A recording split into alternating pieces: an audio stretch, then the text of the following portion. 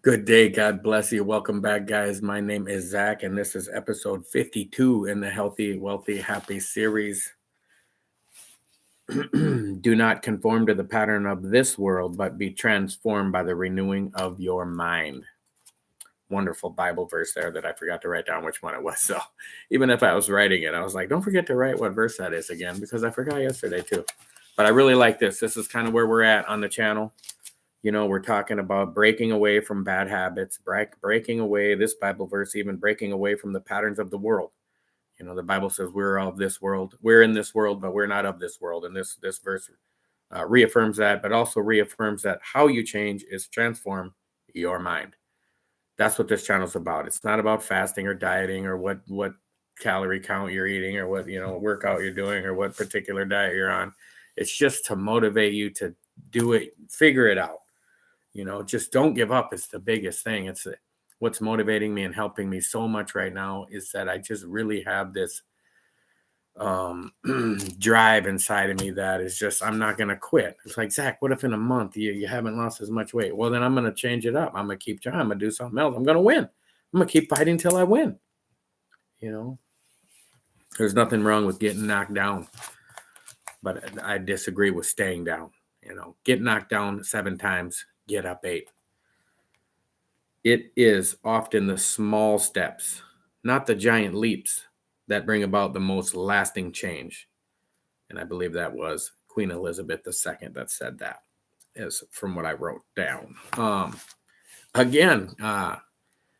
Going back to those first 5 or 10 videos, that's exactly what I was talking about, is baby steps, adding in, quit the negative behavior, add in some good behavior, just transform and grow every day as you go. You don't have to get overwhelmed with it. It's like a journey of 1,000 miles begins with a single step. And the only step you need to worry about is that single one. If you think about the billionth step, you'll be too overwhelmed. You have to just take a step every day. Just keep going. And speaking of that, walking is a great exercise. I got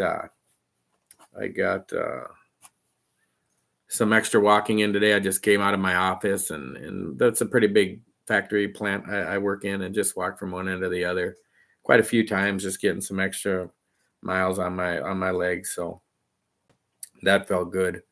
So I am, look at that. I'm on 48 hours into the fast, and I don't even notice. I actually feel more well fed. Like I feel like I have more energy right now than the 3-4 days I was eating. Did I eat 4 days last time or 3? I think I ate 3 this last one. I ate 3 days, and I'm okay. So I felt worse in that 3 days of eating, just like, because I'm still overeating, and we're gonna talk about some things I'm figuring out about that. So, April Fool's Day, my goal is 218. I want to start reaffirming that on all the videos where I remember to say it. It's like April Fool, baby. Let's just do it. Just do it. Keep driving to that goal. I have a target that I'm aiming at, and I'm gonna try to hit it. I'm gonna try my best to hit it. But I'm not going to give up. I'm not going to miss. And then, oh, well, I didn't hit it. I guess I quit. That's kind of the etymology of the word sin. It's like to miss the mark. It's like to sin is to miss the mark and agree with it and give up and give in to temptation and not try harder. So today I was, I've been reading about diets and workouts, and, I'm always trying to mix it up and match it up and see what will work for me. So I had done some HIIT training in the past with some pretty good success. My diabetic doctor, when I first went back and got my blood work done after the few months where I knew I had bombed it down, because I had bought home test kits and I had been checking my blood sugar where it was over 300 to begin with. It was like, under 100 regularly. So I knew my A1C was going to be lower, and it was way lower. And he asked me what I did, and we talked about the cutting out the alcohol and the sugar and the carbs and, the bread, pasta, rice. I pretty much only ate meat, vegetables, some nuts, some berries, some low glycemic fruits and vegetables, and water and coffee. Like that was it for a few months. And I had no problem doing it because I felt like I have to do this to save my life. And I'm trying to, adopt that same mentality again. Like, It's like, Zach, you've committed yourself to this goal and this lofty ambition, and it's nothing unattainable. I haven't said anything that's not easily doable. 170 pounds, that's ridiculous. It's like, no, it isn't. What's ridiculous is that we don't think we can be 170 pounds in America. I don't care if you're 500 pounds, your goal weight should be 170, 160, 150, depending on how tall you are. Why would you have a goal weight? Let's say you're 400 pounds and you have a goal weight to get down to 300. Well, that's great. But 300 is morbidly obese. Like, have a real goal weight to get to, and don't, people do it. 400-pound guys do it all the time. They lose 100 pounds and then that's it. 5 years later, you run into them and they're 450. So it's like, have a realistic goal that it's not the end. Don't lose 100 pounds and then say, well, I guess that's the end. Like I said, I don't technically care if I weigh exactly 170 pounds. The goal I'm going for is a healthy, fit, active lifestyle, feeling good, getting younger every day, and focusing on those actions, over results, which I talked about in the early videos as well. So, okay, so I looked up, if you don't know how to calculate your max heart rate, you just take 220 minus your age. So for me, 220 minus 50 is 170. So that's your max heart rate. 170 would be my max heart rate. That you don't want to get your heart to that level, like, ever. So HIIT training is high intensity interval training, where you're going to get your heart rate up for just a short amount of time. Like, you're just going to get it up there just for a moment, like in 1 minute. So I looked up what's the most effective HIIT ways to get your heart up, and it was sprints. So just, you could do jumping jacks real fast, or mountain climbers, or bear crawls, or whatever. Do something to get your heart rate up. But I was figured, all right, if I'm going to do this, I'll go to the gym, and that way I can hold the hand sensors for my heart rate. So I put the treadmill at a 5% incline. I put it at like 7.5 miles an hour, which is not technically a sprint, but I knew it would get my heart rate up because I know I'm still around 250 pounds. And within a minute, it was up to like 150. So that's like, I didn't calculate it out, but that's like 90% of my max heart rate, right? Close to it. And then I let it recover to get all the way back down. I mean, your resting heart rate might be like, just, if you just take your pulse when you're just sitting around doing nothing, it should be like 72, 75, if you don't work out that much, if you're just healthy. I mean, if you're fit and active, like when I'm really working out and training for half marathons and I wear like a Fitbit that gives me my resting heart rate, like even when I'm sleeping, it's usually like in the low 50s. So that tells you got a really healthy heart. So, but when I got to the gym and I wasn't doing anything, I put my hands on there and it was like 68 to 70 right in there. So I sprinted it up to 150 and then I let it cool down for a few minutes until it got down to like under 100 again. You can let it go all the way back down to normal, but if it's going to take like 10 minutes, I didn't want to wait that long. So I let it go back down to 100 and I sprinted up to 150 down to, and I did that like, I think 4 times. I kind of lost count, but I wanted to do it at least 4 times because you can do it 5, 6, 7 times. And it's just it's a way, supposedly. So we're going to check, we're going to see how these workouts go. I'm going to start incorporating this, between 1 and 3 times a week max, but maybe just once or twice a week, because I'm still going to do my normal workouts, because today really wasn't a gym day because I worked out pretty hard yesterday. But and then I didn't do my yoga. I forgot about it but like I said, it's baby steps. I'm learning a new habit. You hang a bell on the back door and teach your dog how to ding it. After they ding it, like I think it's less than 20 times, the dog will have that habit and never forget. It will always ding the bell on the back door to go outside and go to the bathroom, or you can, to eat or whatever. Humans are not so easily trainable, but we're trainable. And like I said in the other videos, if you realize how programmable your mind is, at least be willing to take control of that programming then and program it yourself. Like turn off the news, please turn off the news. If me telling you to turn off the news is inducing hatred in you, that's because you need to turn off the news big time. So the HIIT training is something new.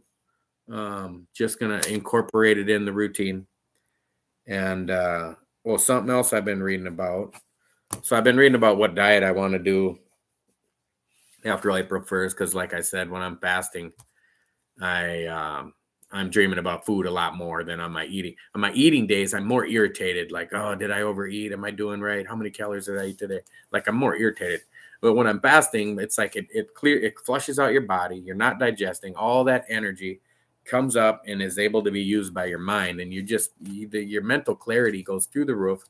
And I know I'm identifying why I'm overweight more and more and more. And what came to me today, of course, I know I'm addicted to carbs, and like it's dopamine. Your brain releases dopamine to tell you what's good. Like I used a bad example. You do a line of cocaine, and it's the biggest release of dopamine. It goes from one side of your brain to the other, and gives you this great rush. And I mean, in nature and in our primal instincts, that transfer of dopamine in your brain is a way to tell your brain and your body to do that again.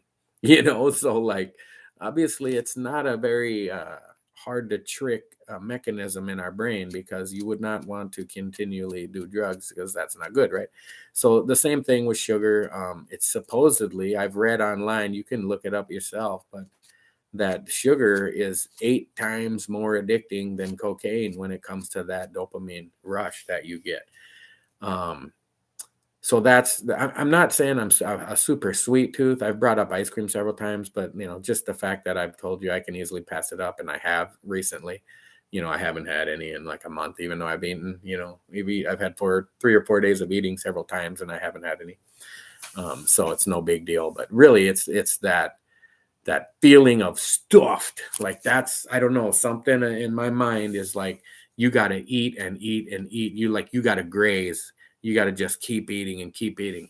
That is what I'm identifying is my biggest problem of why I'm overweight, why I was overweight, why I used to struggle with, why I'm now defeating it. So on this next 4, I'm going to try something new. I know I've tried something new like on every 4, right? So I'm continuously mixing up, trying new things. Well, I'll just be honest with you. The worst case scenario is that I just end up having to fast more and more and more. The 4 days turn into 5, turn into 6, turn into 10, turn into 20. I'm going to do whatever I have to do. So do I want to have to fast for 30, 40, 50 days to get down to 170? Not really. I don't mind fasting 4 days. It feels great. 3 days, it'd probably do it if you have enough discipline to eat good on your eating days. Like I said, a few years ago when I did it, I fasted 3 days and then I ate only once. But for some reason back then, I didn't overeat that one meal. When did I do that? Yeah, I had got my heart broken by this woman. I only dated her for 4 or 5 months, 6 months, something like that. And I was just crazy in love with her. I thought, I'm going to marry her. I'm going to be her savior. I'm going to raise her kids as my own. And everybody, her and her whole family is going to just be, benefit greatly by me being in their lives. And then, then I just got kicked to the curb so hard. It crushed me. And thankfully, I respond well to getting crushed like that. So I just did 2 months of 72-hour fasts, Monday, Tuesday, Wednesday. And then I ate the one low carb meal. And if you can't fast, but you can eat super low carb, I've just not had real good success with it. I've tried it over and over and over. And I've wanted to eat carbs. I'll eat a steak, I'll eat my eggs, whatever it is I'm eating to be on my ketogenic type diet plan, which, by the way, I mean, Dr. Atkins, when he wrote the Atkins diet, I mean, it is, the keto diet just copied it. I mean, it's so similar. I mean, I think the Atkins diet is probably even better because it teaches you the whole program from inducing your body to start burning fat. I mean, the Atkins, the new diet revolution, the new Atkins diet, whatever that book was called. It's an old book now, but if you're under 30, you probably don't even know who that guy was. But I'm 50, so he was around for a long time before he died. I think he fell down the stairs or something. He was old though. He lived his diet and he lived to be like 90 something. But in his book, he even talks about getting into ketosis and what ketogenic is, and then all of a sudden there's a keto diet.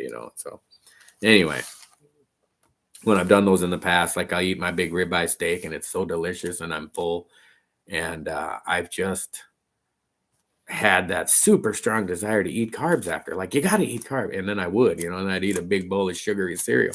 This is when my kids lived with me though. So Now that I think about it, I might be more successful if I really try a low carb diet off and on, because I don't have any kind of sugary or kids food here because there's no kids live here, which is awesome. So it's, what day is it? Sunday? Okay, so I got 2 more days of work. So I got 2 more days of fasting, which I feel great. I feel like there's going to be no problem. I feel like more energized and no hunger 48 hours in than I have on any of them. This is round 6 of it. 1, 2, 3, 4, 5, 6. Yeah. We'll see how I feel tomorrow. But like, I was even sick last week, and that just went away like overnight. Went away so fast. I even forgot to mention it on the next day's video.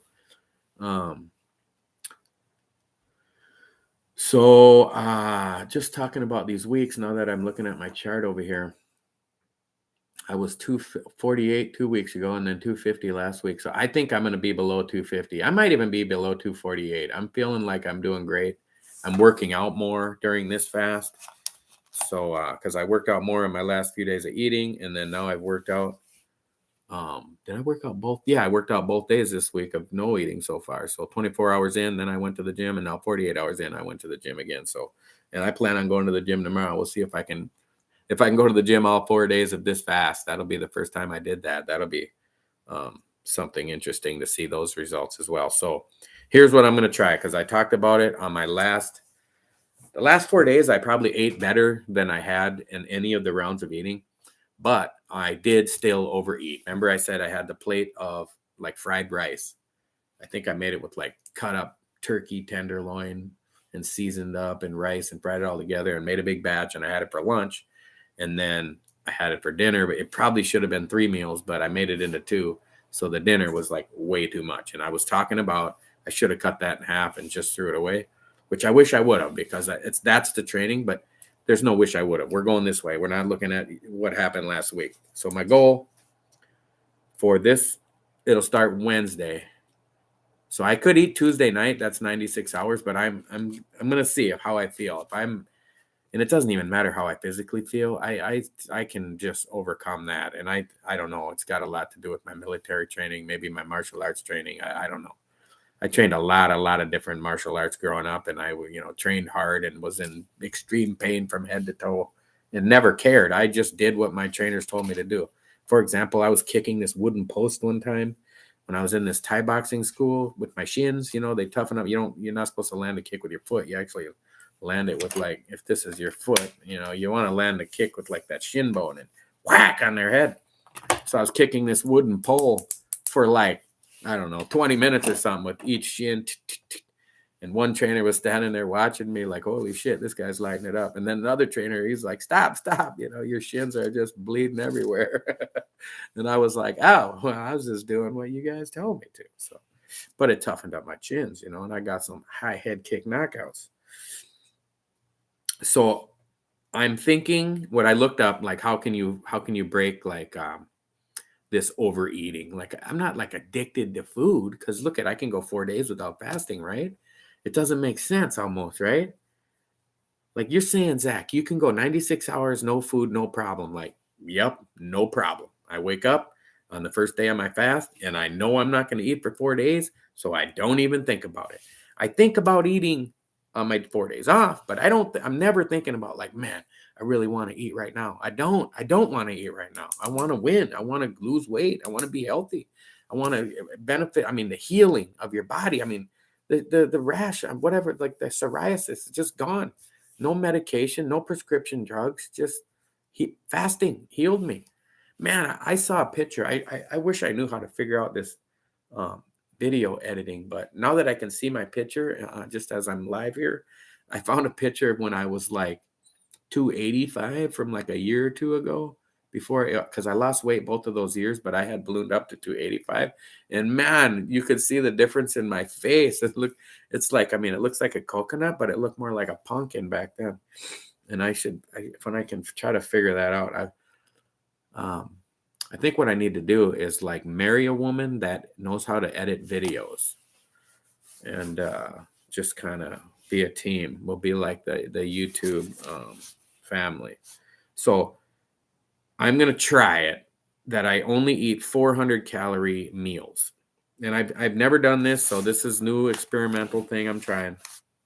And the reason I'm trying it is because I know for a fact I'm not going to be satisfied to eat 400 calories. I'm going to want to eat. I mean, I eat 1,200, 1,500, 2,000 calorie meals all the time. Like when I'm on OMAD and I eat just the one big meal, that's why I did it, because I could eat one big, huge meal. And that's what I'd want. Like I said, I can fast for days. So it's no big deal to wait 22 hours, 23 hours and then eat. That's only waiting one day to eat. But when I eat, I want to eat a big, large amount. It doesn't even care what it is. I just want to eat a lot of it.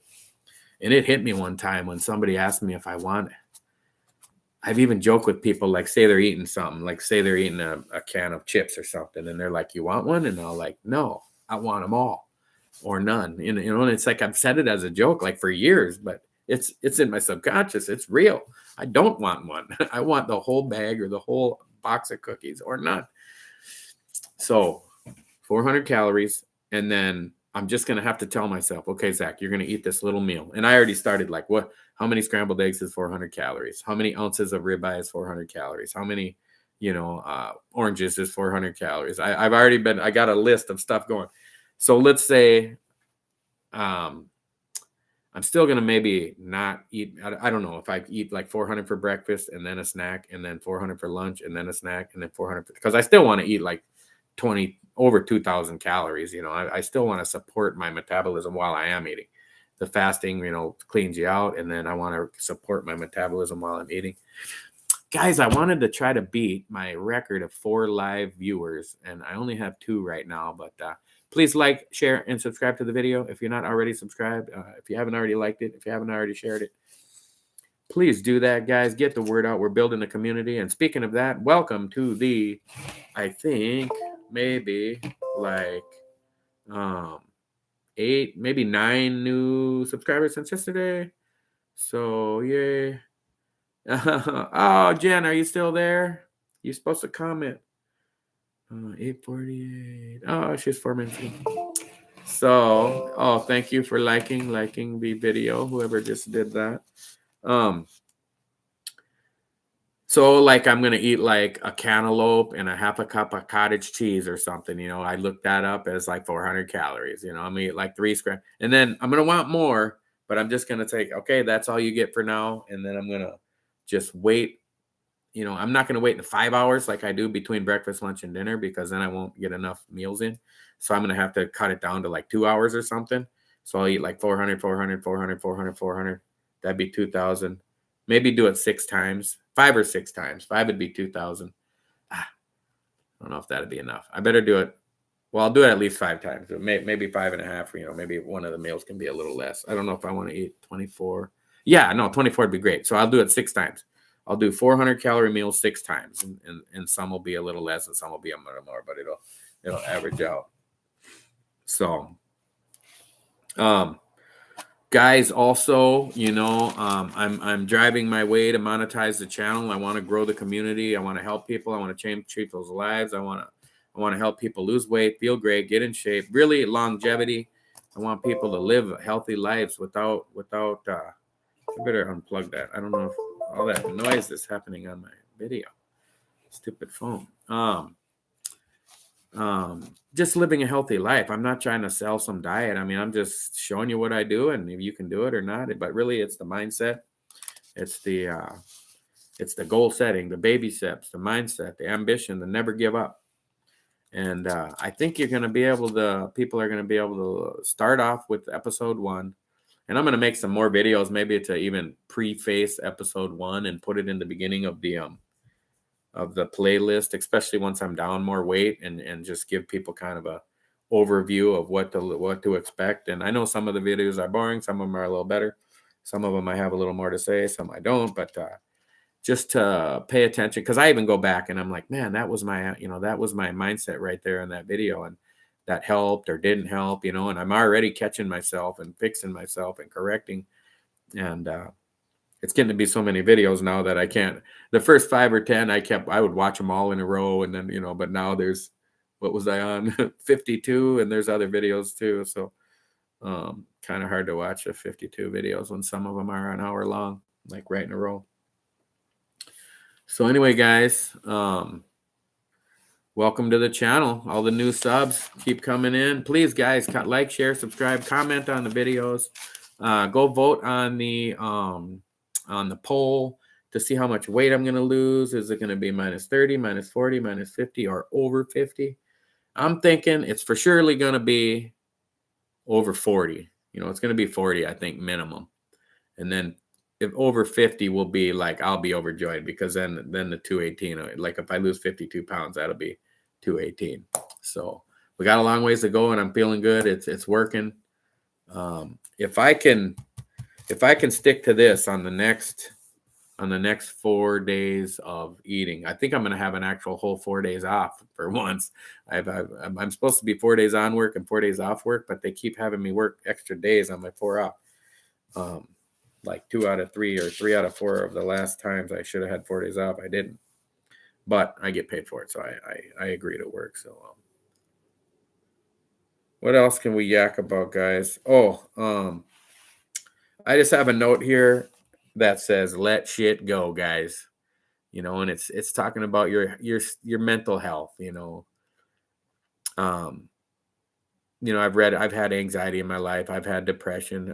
I think everybody has some degree of it where it's not a medical condition. And I think that's where I'm at right now. But I have had, like, we'll call it medical grade anxiety and medical grade depression in the past. And, anxiety is when you're worried about the future. And any moment from now till eternity, you're worried about what could happen, what might be, and depression is when you're sad about the past, And how often in the Bible does it, explain to trust in God, to not even worry about where your next meal's coming from? It's like if I take care of the sparrow and make sure they get fed every day, they don't have a fridge full of food, they don't have cupboards full of food, and God says, I take care of the sparrow, and they have their food and they have their shelter every day. Then you should, it says, every hair on your head is numbered, and so don't be so anxious and full of anxiety about the future. I mean, having anxiety is kind of your way of saying, I don't trust God. I don't trust God's word. So do trust God. Do trust God's word. Read his word so you can trust it and know what it says, and know that. I mean, so many times throughout my life when I was just really struggling, it's like, and then somehow you come through it. Somehow you get the bills paid. Somehow you get the tire fixed on the side of the road in the middle of a blizzard, and and then you don't die. It's like so many times in life, if you knew who to thank for your making it through hard times. And then depression. I mean, before I really felt severe depression, like after my divorce, I almost didn't believe in it. I'm like, what? They just must have a mental disorder or something. Like, what's wrong with these people? It's fake. They're like, I used to think like people that are always, I need a depression medication, or, I just thought they were like attention seeking crybabies, but man, did I find out depression is real. It's funny that I can laugh about it now, because I was like, I was stressed out at one time in my life, but the Lord carried me through. I made it through some very depressing times after my divorce, and I just did not want to be. I didn't want to kill myself, but I didn't want to be alive. I'll tell you that. I didn't want to exist on earth anymore. I was like, God, can I just get hit by lightning or something and just be over this mess? So anyway, my point is, that's the past. You have to let shit go. I mean, women do it with like men and women do it. Women do it with like victimization from the past. Like this girl I just was dating. I mean, we were dating for over a year, even though I said, the last 6 months was not very good. Even after a year of never laying a hand on her, never raising my voice, never, starting, getting any kind of hostile or punching a wall or throwing something, I'm not that way. And still bringing up to me that your ex hit you or whatever, it's like, yeah, that's terrible, but that was 7 years ago. I think you can move on and not blame me for it. Like, see how the Bible says to knock the dust off your sandals when you're preaching the word in a city and they don't accept it. Knock the dust off of it and go to the next town. And I kind of think of that when you're in a relationship. You gotta knock the dust off your shoes and that from that relationship, so you don't bring that dirty mess to the next relationship, and the next guy or the next girl has to suffer. The next man or woman that you date has to suffer your past, and I've said that to people before too. Like, I'm willing to live in your future, but I'm not willing to live in your past. And men do it where you're just looking back and you feel betrayed, or you feel let down, or you feel unappreciated. And you know men want to know what happened, why did that happen, what could have I done better, what could have I done to make her happy, or what, even if it's a form of job or your children or your own relationship or your ex-wife. And it's like, none of that is going to help the situation at all. The only thing that's going to help the situation is you going forward. And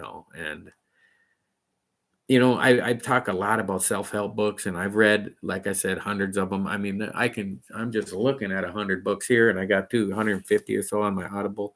And like I said, I tell people I listen to 100 books a year, but it's usually the same 100, just listen different ones, adding a few here and there. But, and they help a lot, and they can kind of say things in a different way than the Bible does. Cause I would much rather say, hey, read the Bible. But if you don't feel like you're getting anything out of it, or everything you need out of it, sometimes you can go read the self-help book, and you get these different, like I said, a lot of them are just trying to teach you how to do it without God.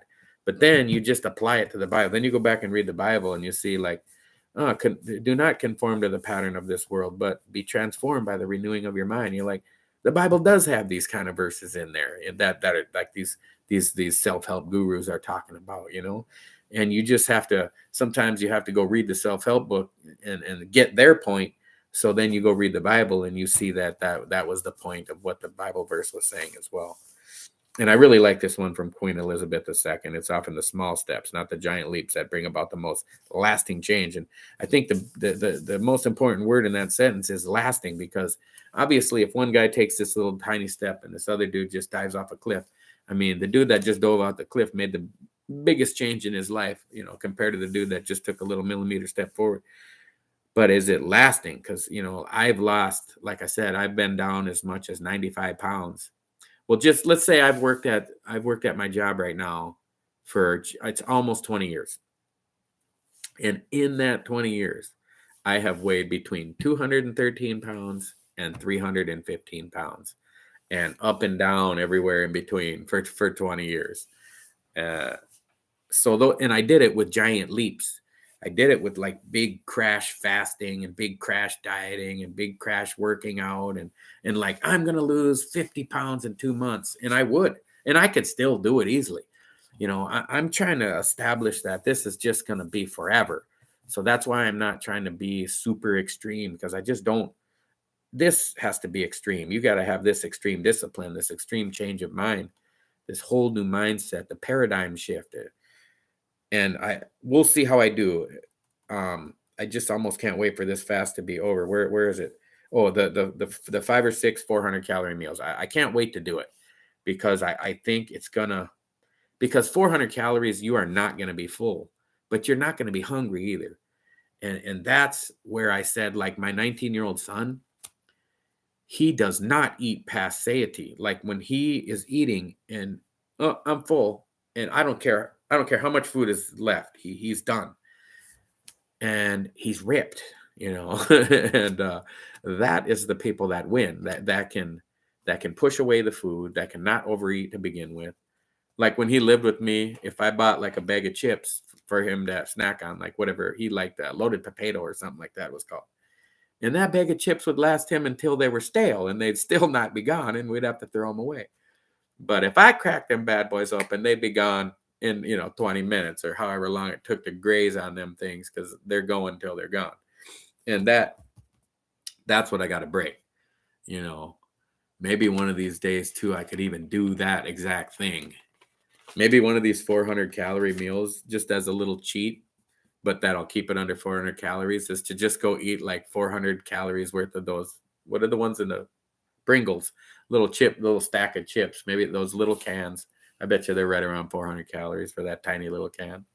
And because normally I'd want to eat 10 times more than that. And if I could just learn to quit at 400 calories and then wait a couple hours, and because I know I'm going to have to tell myself, you're not done eating, Zach. You got to wait a couple hours, and eat those small meals. Even if you went, I bet you it would help me, even if I did even if I ate the whole 200 calories or the whole 2,000 calories. Let's say I did it 5 times. 5 times 400 is 2,000 calories. But I just split it up by even 20 minutes, like ate 400 calories and then wait 20 minutes and ate 400 calories and wait 20 minutes. Just to break it up, to start to train myself that you can stop eating when you want to stop. This food doesn't control you. You control your intake, to be able to stop and stop and stop at intervals. So, but I'm going to do it where I eat breakfast, lunch, and dinner. I'm trying to debate about Tuesday night, and I don't want to. I guess I don't want to say yet, because sometimes when I know I'm going to eat, like I know my 96-hour fast is over, it feels like the I think it's ghrelin, the hormone that makes you hungry. Or is that the one that makes you full? Peptid YY. Now I need to Google my hormones again. But it seems like it starts getting released when my brain tells my body, hey, you're going to eat after work today. Because then all of a sudden on the 4th day, right before I leave work, like 6 p.m., I start getting super hungry on the 4th day, because I know I'm going to eat. And I mean, it's a real, I can feel it throughout my chest and stomach. And I'm wondering if I just tell myself, well, I'm going to wait till the next morning and go home and go to bed and then get up and make breakfast, that to see if I feel super hungry at the end of the 4th day, like 94 hours into it or whatever, 92 hours into the fast. If I say, well, you're going to fast 108 hours this week, that maybe I won't even get hungry at that time then, which would be interesting to experiment with. All right, guys, I am slowing down my speech and my notes are gone. I kind of wanted to write some more notes, but then it was getting a little late. It's already past 9. I was hoping my boys would be online today. I had Big Steve on and Michael on yesterday, and those guys they're one of them did a 72-hour fast, getting inspired by the channel, so I was loving that. The other one's working out more and cutting down on the carbs and eating more protein and healthy fats, hitting the gym, doing back and buys, chest and tries. I think he had said he worked out 3 days this week. What day is it now? Sunday. So yeah, I think he said Monday, Tuesday, and Thursday, so something like that. So it's great to interact with the community, and it's like I said in some of the really early videos, I'm not really trying to hey, everybody do what I'm doing. I'm not. I if you ask questions and hey, how do you prepare yourself to do a 96-hour fast? I was like, well, you really don't. You just I'll answer questions, but I mean, there's so many. I'd rather just somebody asked about fasting yesterday, and I say, go read Dr. Jason Fung's book about fasting. Read the Obesity Code, the Diabetes Code, the Life in the Fasting Lane, bunch of other. If you go get on Audible and just punch in Jason Fung, Fung, and just awesome guy. I mean, I don't know if he's getting a little more commercialized now.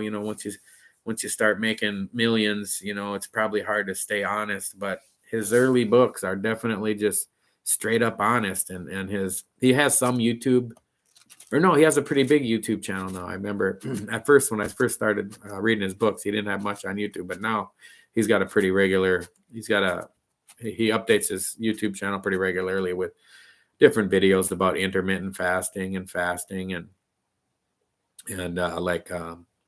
just low carb and what your body does. And his books, I want to say the weight loss. What did I just say?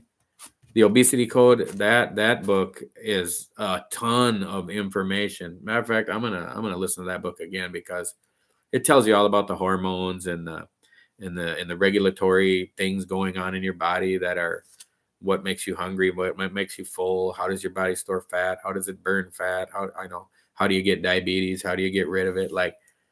Man, getting rid of diabetes, it is criminal how easy it is and how little your doctor will tell you as far as okay, Zach, you have diabetes, here's your drugs. That's what they did.